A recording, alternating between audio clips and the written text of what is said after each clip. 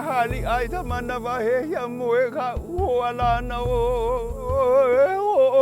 halaula o hoakale me he manuge kanine i te tuai iu ka hoi au e laka e tana hele e hoaka na no i a tuai tualo no e hoi mai. Kaukahali'a is my favorite Hawaiian forest entry chant. When a Hawaiian enters native forest, there will be an offering of who they are, why they're there.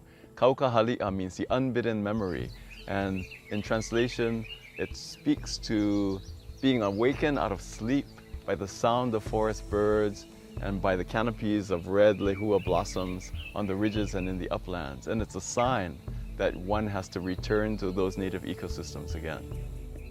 The native forests of Hawaii represent so many positive things. If you were going to be preserving life on Earth, you could not ignore a place like Hawaii. So because of the consequences of history disturbing the lowlands and leaving the upper sections of our islands intact, that means the mission of the Nature Conservancy in protecting those intact ecosystems is concentrated in the upper forest areas. Even since ancient times, there was a recognition that what happens in the uplands affects what happens in the ocean. And so when you think about the role that forests play in preventing erosion, in absorbing water, in maintaining the groundwater ecosystems, you know that the role of intact native forest in protecting the reef is highly important. If a forest is in place, the streams run more regularly if the forest is intact. If a forest is missing, then when there's a downpour, mud and silt run into the streams, down onto the reef flats and smother the coral. With the forest intact, you know that the streams will run clear and regularly and provide for services during the dry times as well as the wet times. Kamako, in my opinion, is the gem of our preserve system. When you step into Kamako's forest, you're surrounded by clouds, by intact ohia forests covered with mosses. You actually move into an area where if you were to be swept back 1,000 years in time, it would still look the same. It is an amazing place full of native plants and animals, bog ecosystems, amazing cliff faces looking down into the north valleys of the island. It was an amazing habitat for forest birds, which was the reason why we established Kamako. But above and beyond that, its role in the central location of the largest watershed of the island of Molokai means that preserving Kamako is protecting the water for the future of the island's health.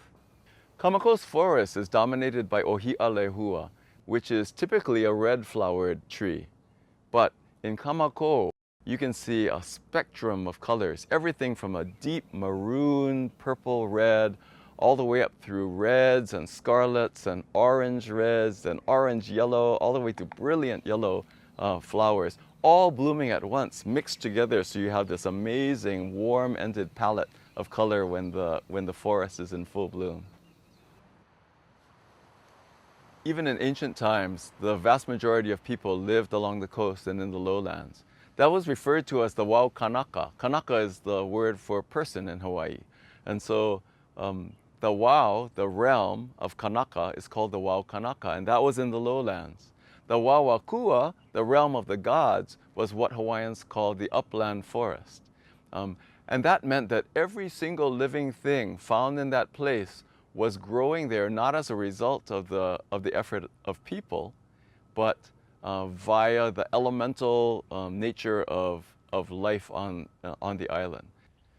So Native Hawaiians consider the living plants and animals around them, especially the native plants and animals, as ancestors. After all, those plants and animals were on the island before people were on the island. And so when you regard a living thing as your relative, and not only a relative but an elder, then there's a certain amount of respect that goes along with that. When a Hawaiian is in native forest, they don't feel alone. They feel surrounded by the kini akua. Kini is the Hawaiian word for uncountably many. And akua, of course, is the word for deity.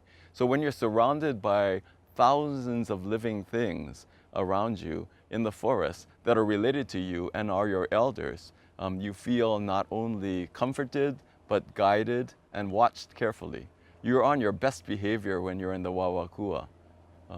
So the birds of the forest and even the Hawaiian hawk. The hawk, for example, is a symbol of royalty. Hawaiians consider the hawk an exalted figure, hovering in the sky above you, watching what was going down on the ground below.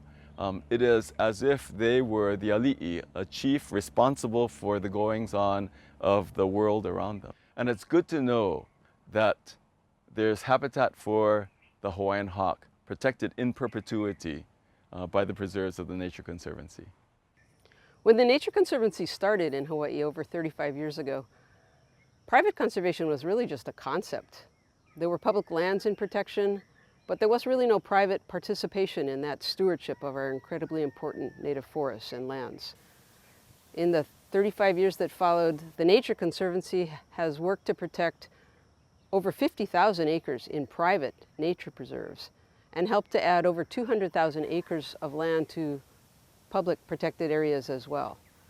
We've worked to develop collaborative partnerships with landowners and agencies to steward our upland forests. And those watershed partnerships now cover over half the state. When we talk about Hawaiian ecosystems, we think in broad terms. And even in those broad terms, there are more different ecosystems and habitat types crammed into one spot in the Hawaiian Islands than you can find anywhere else on Earth. And for each one of those ecosystems, if you take a large koa tree, not only is that tree an awesome thing, but on the tree there are epiphytes. At the base of the tree there will be numerous ferns and shrubs growing around it. The tree provides protection and shade for a variety of smaller trees that live around it. Each living thing in our Hawaiian ecosystems reflects a network of thousands of different species, many of which you wouldn't even notice until you take the time to look carefully at the bark and find a little caterpillar that's only found in that place, or a spider that's building its web in one small corner of that tree's branches. That's an amazing thing to see. And you look up and you see birds hopping about. When you're in Hawaiian forests, it's not just an experience of individual species. You're overwhelmed by thousands of different species all at once, whether you're aware of them or not. Waikamoi Preserve is at the heart of a watershed partnership that includes federal, state, and private landowners all working together to protect over 100,000 acres of intact native forest watershed. That watershed provides millions of gallons of water for the residents of Maui, for agriculture there, for all of the needs of that island. Lakes are rare in the Hawaiian Islands, and there are maybe only a dozen different lakes that can be found in our Hawaiian ecosystems. And so the lakes that are found on the east side of Haleakala have names. One of them is Waieleele, a small, dark, round lake, and Eleele, of course, is the Hawaiian word for black. Waianapanapa means shimmering lake, and that's nearby. Both of those lakes are in the upper East Maui watershed. The Nature Conservancy's Wainiha Preserve on Kauai is at the core of the Alakai Plateau.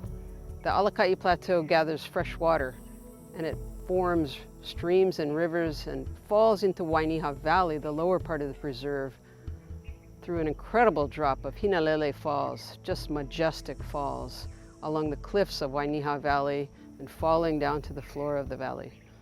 Just a beautiful area and a beautiful forest. I invite you to enjoy the natural diversity of the Hawaiian Islands from end to end of the island chain. There are national parks to visit. There are even preserves of the Conservancy that are accessible. But take the time to learn about our Hawaiian ecosystems, the native plants and animals that are there, and you will be enriched. Hawaii is an amazing place, and welcome to it.